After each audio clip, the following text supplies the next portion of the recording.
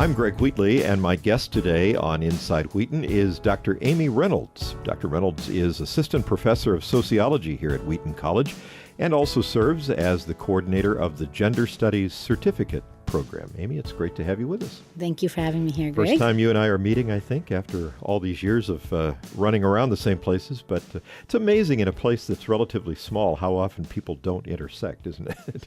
Yeah, unless you run into each other right. for some specific reason. Unless you're in the same world somehow. Well, lots to talk about, and I want to start by just asking you about your journey to Wheaton College. How did you come to Wheaton?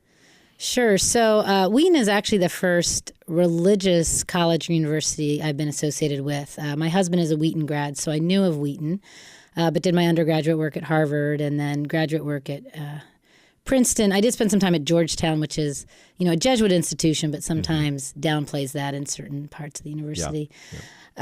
And so really just came about it because I am interested in how religion intersects with questions of economic, political life or gender. And so Wheaton was the type of department that was also interested in those sort of sociological questions that take religion seriously. So it ended up being a good fit. I was involved with InterVarsity as a college student. And so there's some overlap with some of the ideas of InterVarsity, some of the people in InterVarsity and some of the people at Wheaton. So. Yeah. Right. Well, and you do wear a couple of different hats. It's interesting, and I think we want to spend most of our time on your studies about women in leadership in Christian organizations. But before we do that, you've spent some time in Central America. One of the things that caught my eye as a coffee lover is that you've studied the economics of the coffee industry and coffee growing, and just spend a couple of minutes on that. Yeah, sure. And actually, I will say I was not a coffee drinker until being in Central America. Okay. Right. Exactly. So I moved to El Salvador in, now I'm going to blank out, 2002. 2001, basically was working with World Relief, and they were interested in how coffee farmers were doing down there. So they had a lot of coffee farmers in Nicaragua and El Salvador who wanted to be fair trade, right? Wanted to get a higher price for their coffee, and they couldn't get into the registry. And so World Relief really wanted to have an analysis of, are the fair trade farmers doing better? Are they not? They were trying to think about alternative market mechanisms for their coffee farmers. So it was great, kind of gone to this cooperatives, figuring out how fair trade worked on the ground. Found out it didn't work quite as well as people wanted, which doesn't make you popular when you're saying fair trade isn't necessarily the total answer. But yeah, really interesting. Spent a year down there, and then I've continued to do some stuff with Central America in my research since then. Costa Rica and. Yeah. Fair trade is one of those phrases that I'm afraid I'm going to put myself out on a limb here. Everybody says it these days. I'm not sure we really know what does it mean? What exactly is fair trade? Well, I think a lot of people have different definitions for it, right? If you're working with the official definition by sort of a fair trade federation, it would be that it's gone through, it's in the fair trade registry, and so that requires that cooperatives are democratically run. It requires that buyers give a certain amount of money to the cooperative for the farmer.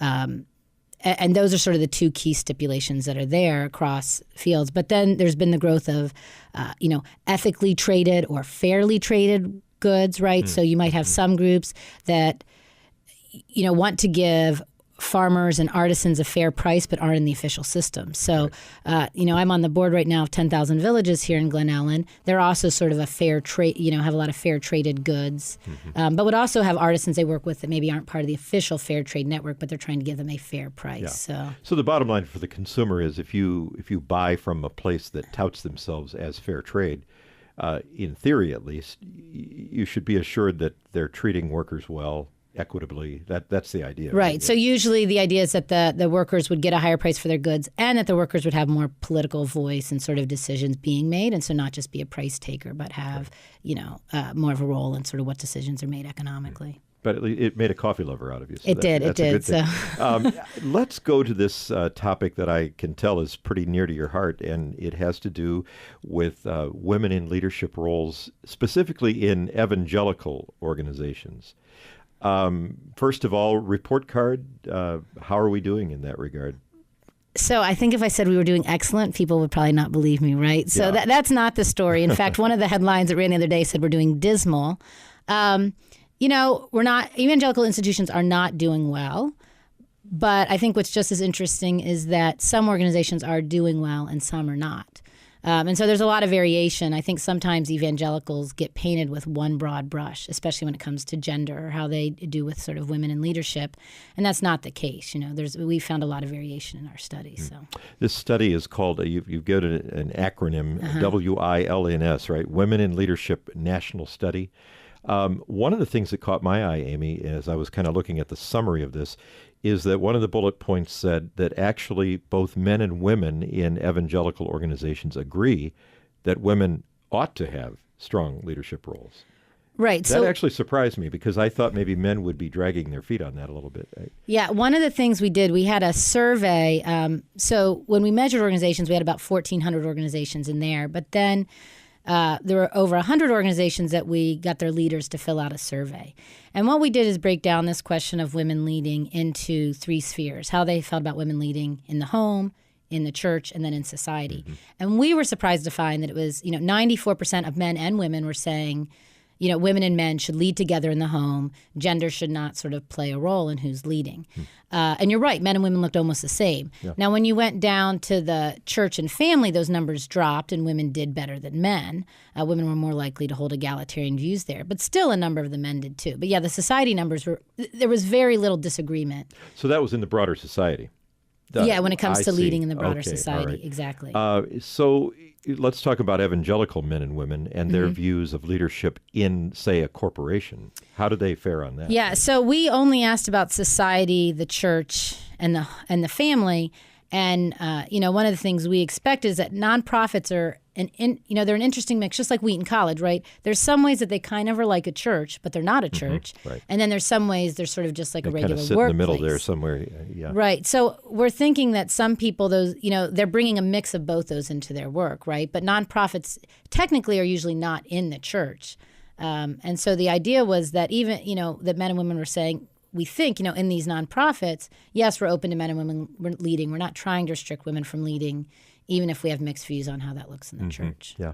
What are some, and I don't know if your study went into this or if it was more descriptive or if it poked into some of the, but what are some of the factors that go into a person's view on that?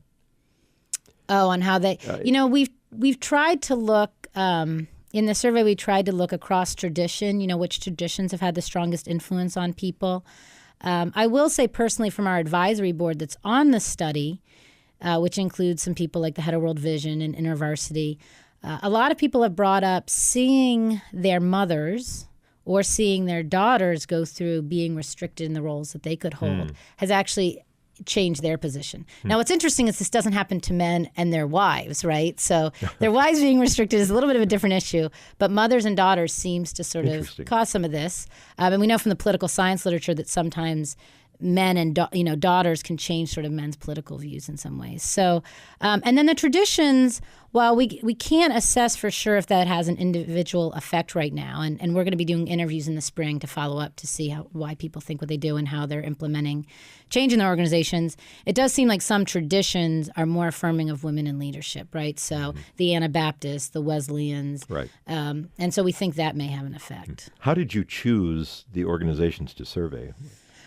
So for the big set of 1,400, we just took anybody that was part of the Evangelical Council for Financial Accountability, all the CCCU schools, and then we wanted relief and development organizations, so we took Accord, which is a development network, relief and development network, and CCDA, the Christian Community Development Association.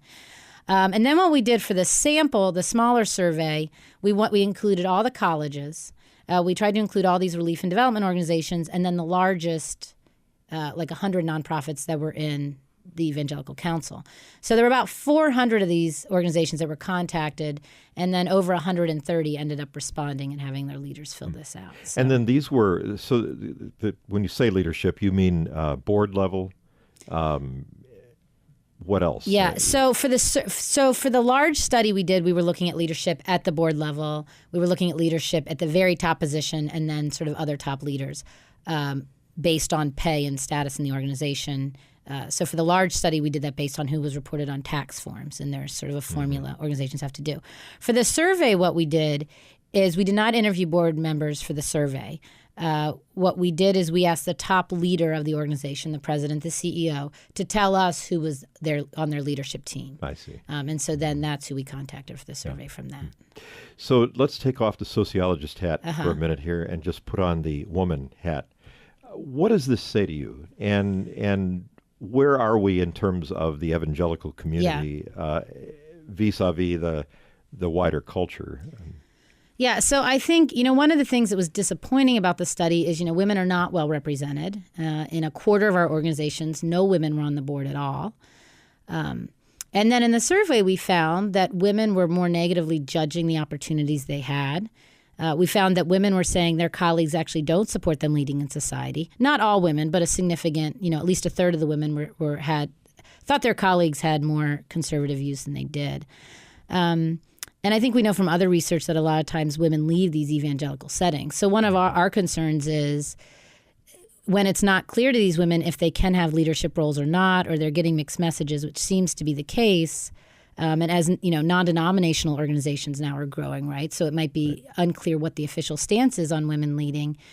We suspect that some of these women are going to be leaving, right? They seem to express more discontent, or at least not feeling as supported in the workplace. And so that's sort of, one thing I'm concerned about, that women who may feel that God is calling them to use gifts to promote the kingdom, if they're not feeling like that's supported, I think we're going to lose some of those women to a culture that largely, is more supportive of their leadership gifts. I think one of the things driving this study has been to say, for those organizations that want to change. So if there's organizations that say we don't want women in leadership, that's fine. I'm not there to change your view.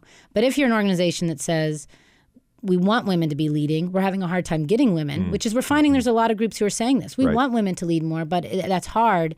We want to give them tools to say these are things that might help you get more women. These are things that might help you retain women more and support women in using their gifts. And so that's what this third phase that's going to happen in the spring is to take the 15 or so organizations that seem to be doing a really good job, figure out, what have they done institutionally, structurally. I know you told me to think like a woman and not a sociologist now, Can't right? help it, but I guess I would say, though, those end results, I think, will make it better for women in these places. And, my students, I would like to see my female students, stay in the church and use their gifts in the church. And I don't, so I guess that's a concern.